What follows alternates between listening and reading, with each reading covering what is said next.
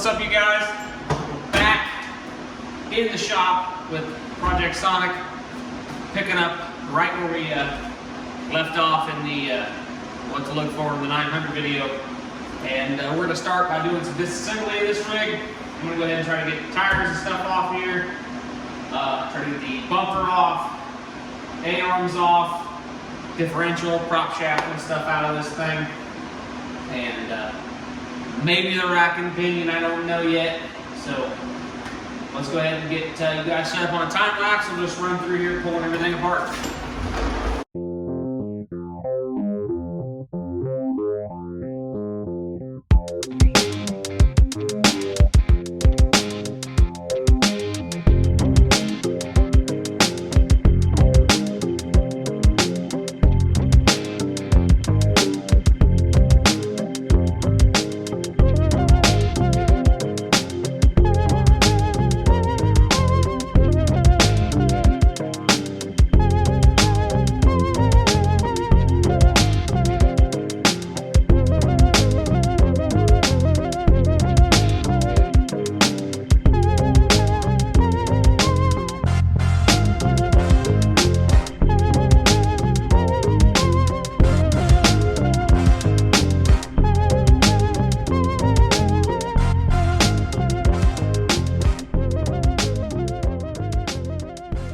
Well guys, as you see in the time lapses, we got the front rear suspension out from underneath the Ranger. And first of all, big thanks to Super ATV, because they got all the parts to make this happen. We got a set of their rear high clearance A-arms, nice heavy duty A-arms, got adjustable camber angle, which is important because I'd like to actually have this thing track down the road and wear tires really good. Then we got a set of Polaris HD bushing kits, some SKF bearings front and rear. We have the 2-inch, I believe, forward offset A-arms, so we can clear them 32s. You're supposed to be able to stop right at clear 33s with these, so we should be able to handle that and have no problem. We got their tie rod kit. And we have a set of front and rear Rhino 2.0 axles. You need the 2.0 axles with this kit because I think they're a slight bit longer with the offset A-arms. And then the rears, obviously, I just replaced the broken ones. And yeah, they gave us all the hardware we need for installation. Well, not all the hardware, but all of the steering stops and whatnot for that. I did pick up a set of their ball joints. Obviously mine were in kind of sad shape on a couple of them, so I went ahead and got their ball joints. These are adjustable, greasable ball joints. So we go ahead and press them in there, get all the bushings and everything, and we can start putting this thing back together. I am going to wash it at some point, obviously, because if you've ever watched my channel, that's kind of how I do these things. But this, I'm going to get this bad boy back down on a rolling chassis and everything. I almost forgot to mention, we have one of Super ATV's prop shafts. This is the CD style. Don't pay attention to the box. This unit doesn't have U-joints. So we have a nice CD style drive line. That'll help hopefully some of the vibration and whatnot. But yeah, this is where we're at here. You are missing, or you might notice we're missing a few things. Shocks.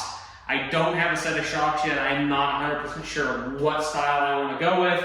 I don't know if I want to go with there's going to be a rough country set, but they make 3 different sets. I can either go stock or wild, and they got one that's in the middle. But I think I might just go stock and then put like a lift kit on it. I do want to give it a lift. To me, in my personal opinion, that big a tire, it needs a lift.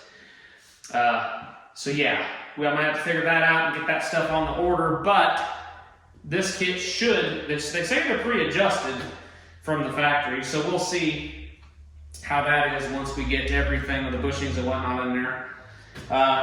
So yeah, we got, like I said, our fronts, our rears, bearings, bushing kit, ball joints, axles, tie rod kit. I will have to get a rack and pinion center. I happen to have one. I can take you guys 1 second. I'll show you what I'm talking about. All right, guys, this is what I'm talking about. I picked this bad boy up for cheap. It's got a bad motor. It's a diesel. Basically, all I wanted out of it was the glass rear window and the steel top. It does have a upgraded heavy duty, I think it's a Rack Boss rack and pinion that seems to be in good shape. So we're gonna go ahead and pull that out of it and use that in Sonic. So that's the plan. This is stage one.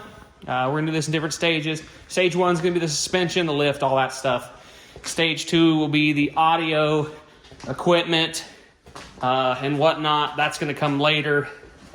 And we got a couple other stages. I haven't decided what I'm gonna call them because there's gonna be a miscellaneous stage. And it might actually come before the audio and stuff. But as you guys can see, this is what it looks like right now.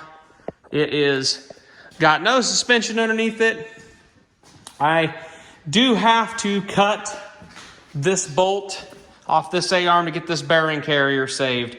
And then I got to separate all the axles from the hubs and everything and then press the wheel bearings out and whatnot. I was going to powder coat a bunch of stuff and clean a bunch of stuff up. But at the end of the day, this is going to be an off-road rig. It's going to get used. It's going to be dirty. It's going to cruise down some gravel roads. You know, it's going to be a utility vehicle. So I don't need a bunch of stuff that's real pretty. Of course, I will eventually, when I do some stuff, I'm going to pull all the plastic off of it, clean everything inside and out. It does need a new skid plate. So yeah, it does need some work. We're working on it. We're cleaning it up. We're making it a good machine. I actually drove it for a while this last summer, and I used it quite a little bit around the house, and it seems to run and drive great. The only thing that was the problem was loose steering, and that prop shaft sounded like it was going to come through the floor. So anyways, guys, we'll cut you guys on in a second when we get back to assembling these parts. Probably do a time lapse of that. But yeah, for right now, I am going to throw the stock shocks back on it. And I'm just curious with the stock ride height, how the 32s are going to set on it with the stock ride height. It will probably look kind of goofy because it'll set real low, and it definitely will have the fenders filled out pretty good. So anyways, guys, it's going to be a second for you guys, but it's going to be another day for me. So we'll catch you guys in 1 second.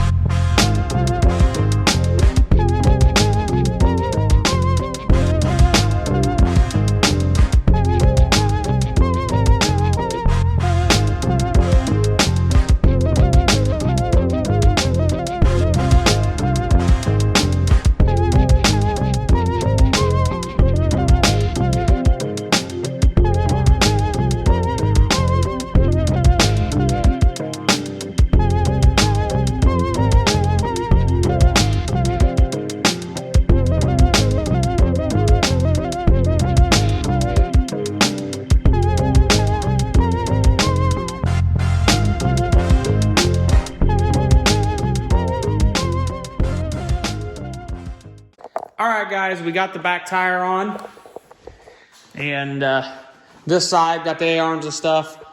I'm gonna have to say I wouldn't recommend going with the HD bushings with these A-arms because they were a little too wide, too fat. I think if you went with a standard or some the heavy-duty plastic ones, nylon ones, you'd be fine. But I had to take a bolt and spread the frame a little bit to help get these in there, and they were just a tad bit too big. Other than that, they fit really good. I got them they should be adjusted for stock ride height right now and angle. I'm pretty sure I'll have to adjust it once I get the lift and different shocks on it. This side I haven't got completely put back together yet because I'm missing this bottom bolt. I just have 2 bolts pushed in there for the time being, keep everything lined up. Went ahead and torqued the wheel bearings. I'm going to go through and torque every bolt in the back suspension. Another time, went ahead and took the rear sway bar off. I'm going to go ahead and get new sway bar bushings and probably new end links. Well, I'm going to get new end link bushings as well. I think both of mine are bent, so I'll probably get 2 end links. I'm going to get poly bushings for the back and poly bushings for the end links too. So I have all poly bushings. Have the heavy duty Polaris bushings. The Rhino.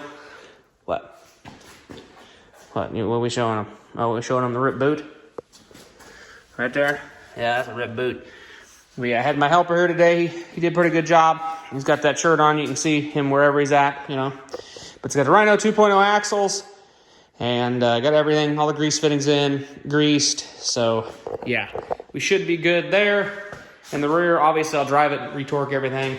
After putting this tire on, getting it snugged up, we're definitely going to want to run a 2-inch or 1.5 inch spacer because that's too narrow in my opinion. So I'm going to order up some spacers so we can at least get that wheel out. I also want to get the lift and stuff ordered. Not still on shocks, kind of trying to figure out what I want there. So probably run these for a little bit. Yeah. So I think tomorrow we're going to work on getting the front all put back together. I got to rip the rack and pinion out of that other Ranger so I can go ahead and get it ready with the new tie rods and stuff to go in this one.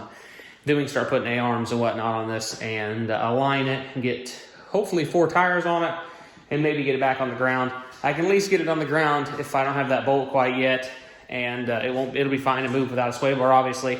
And if I don't do anything crazy, I should be able to back it out of here in the shop and pull it around and just move it around with just them bolts stuffed in there. So, yeah. Anyways, guys, we'll cut you guys on in a second, and we'll start working on this front end. So I went ahead and took the rack off that parts Ranger. It's pretty sure it's a Boss rack, which is a super ATV product because the end links, or not the end links, but the actual tie rod, yeah, the tie rod end links look identical.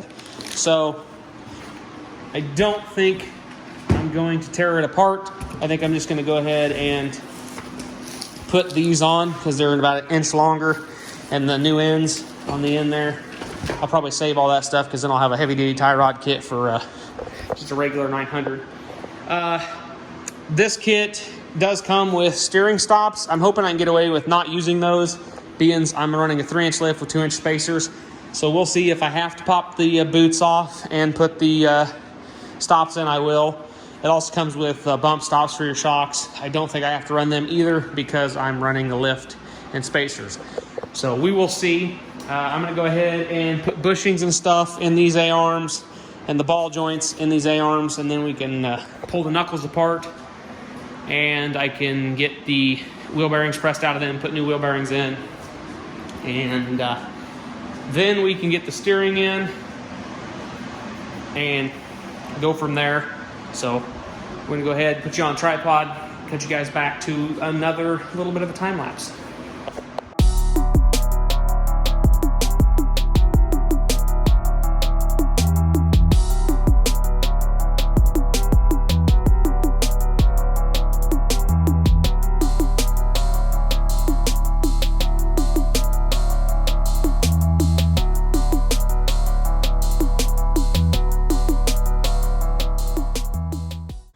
Well, that was kind of short-lived.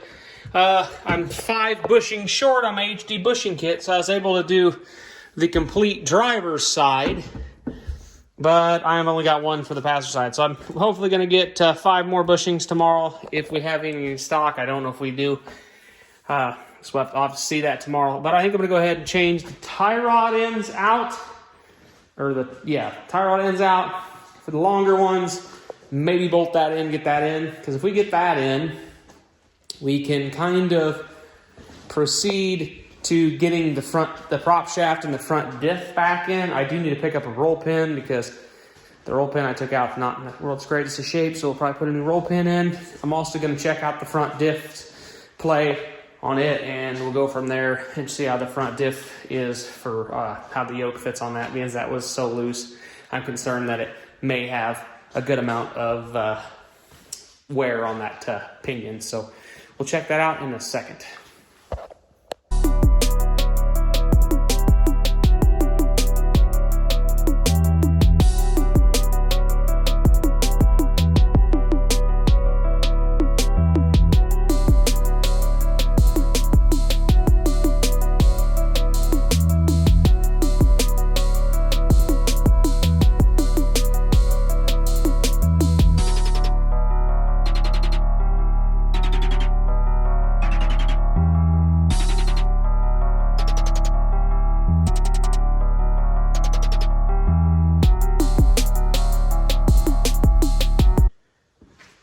Well, that was fun and really exciting. Not really.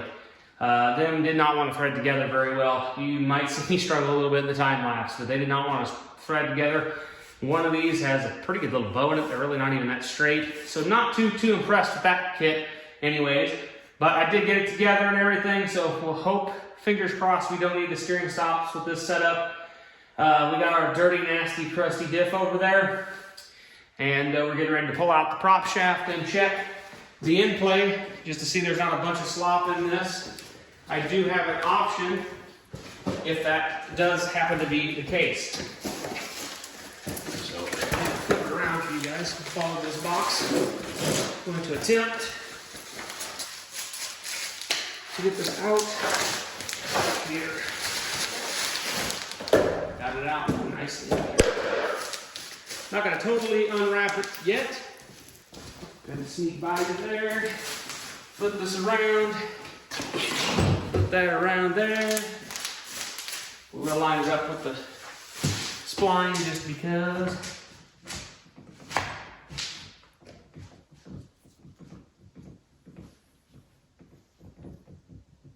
There's a pretty good amount of play on that, but not nearly as bad as the other one.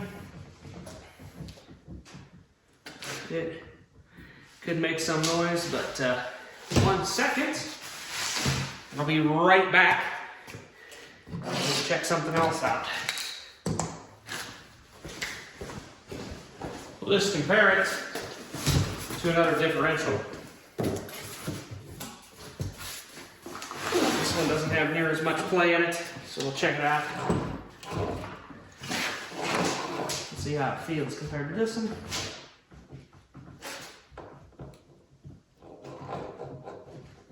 This one feels to have less play. Really not that much difference actually. So this is the other diff that I have. And this is the diff that was in it. And the new sound. Sounds dry, so you definitely might want to look at seals. A little more play that way, which will be fixed by a roll pin.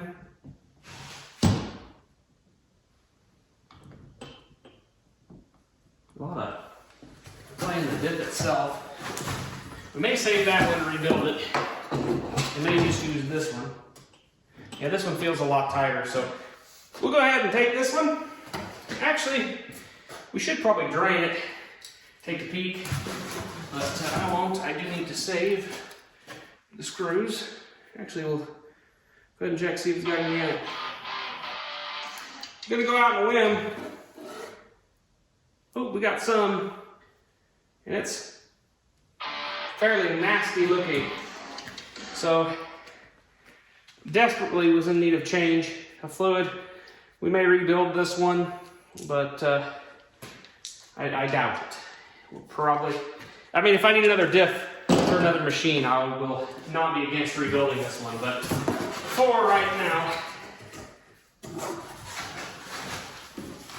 it can sit in this box and collect some more dust. Problem solved. All right, so now we'll have our front diff and our prop shaft. I'm curious. This should fit, I'm hoping. This is specs for this 900, but how I've been having luck with Super ATV stuff today. I'm gonna set the other one up next to it. make sure it's the same, or at least close to it. Okay, so if I'm a little bit extra, well, she's a little longer. Not by a lot though, by just about a ½ inch. We'll hope it can slide on there and work. It should be able to. I think the other ones are way longer than that, so that might be a little better. Like I said, this actually probably wouldn't fit so horribly on this diff. Yeah, it does. It's still the yoke itself still wore out. I mean, I could swap yokes, and yeah, them splines all junk. So yeah, I could swap yokes and fix that shaft, but just be easier to send her on down to the strap. So I'm gonna probably call it a night, and we might pick up tomorrow. We'll see, and hopefully gain a little bit farther. I would like to get the rack in, the diff in, and the drive shaft in tomorrow. I do need to pick up a roll pin. I will never seize all the splines, especially the front diff, in case I ever have to have it out again. Yeah, definitely want to get that stuff in, because once I get that in, maybe, possibly, if I have bushings, I can get all the A-arm bushings in, and we could finish getting the A-arms in, possibly up front. Shocks and stuff should be here in probably a week or so, so hopefully we can get that in, and we can get this thing on the ground. I'm also waiting on a bolt. I ordered a bunch of heat shielding for it to fix some of the heat shielding that's falling down. Some of that's back ordered till the middle of March, so I can go ahead and get the lift and the suspension done. Like I said, I'm gonna move it back and forth, roll it, get everything angled the way I want it with the lift and everything. And then we can go through, torque everything to spec, and hopefully we'll be ready to take it for a little test cruise, and hopefully it won't be ridiculously cold when I want to take it for a test spin. Okay, so we're back a little later, and that's the next day. And we had some bushings and stocks that are able to fix my shortage, but now I'm confused because I got the 15 43367s HD bushings right here. Well, they are thinner than these bushings. Like, you really can't tell. Yeah, you can tell right there. They are thinner than these. Well, you can tell it, them two sitting right by each other. Yeah, you see that one's bulkier than that one. They actually fit the sleeve in there. So if this kit would have had these bushings in it,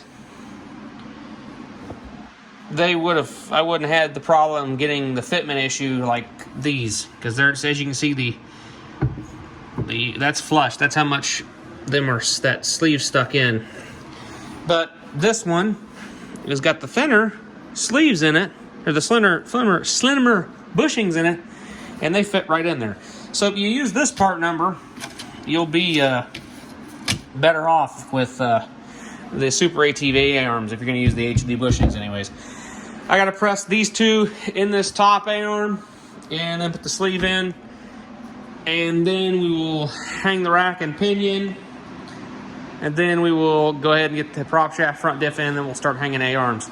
I need to have this machine on all fours and rolling by the end of the evening. I've obviously not got a bolt for that back hub. Right now I got 2 bolts in there, gonna hold it. All I'm gonna do is back it out and back it back over in its little area, because tomorrow another project is coming, and I think you guys will be excited for that. It'll be a pretty cool project. I'm gonna try to film a bunch on it. I don't know how much I'm actually gonna get filmed, but it'll be pretty neat. But this will be taken up after that. I got more parts I'm waiting on. Basically, I'm waiting on a bunch of parts anyways. So suspension part, stage 1, suspension video 1 is going to be concluded after today. But we'll have her out, and we can at least kind of get what it's going to look like at stock ride height. And I'm just curious about the turning radius, what'll rub and stuff. on the rack and pinion, it's stock ride height. So we'll be able to look at that. Let's continue.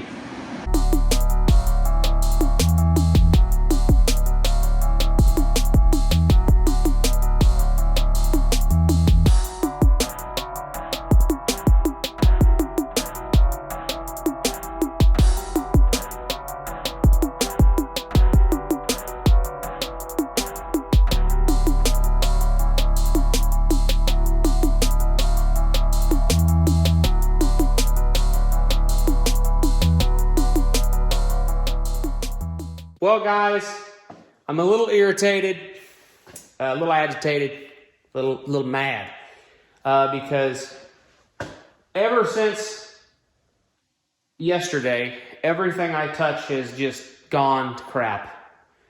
And if,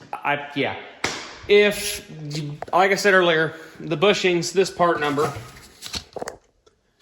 that part number there, are thinner than the bushings here. You can notice that just by that.